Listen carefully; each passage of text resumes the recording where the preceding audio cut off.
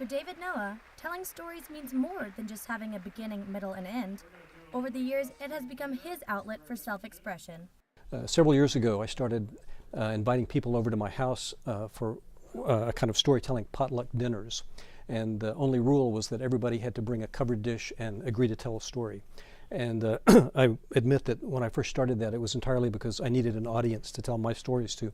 But David has learned that his favorite part of storytelling is not just sharing his own history. Soon discovered that I was more interested really in hearing the stories that everybody else told than the ones that I did. So this is why David is a part of Box, a local Athens organization that allows people to share as well as listen to stories from their peers.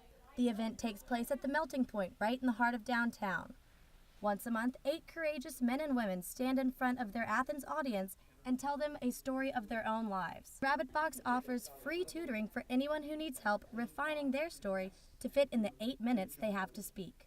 That's the neat thing about being a coach. I get to meet really interesting and brave people willing to tell their story.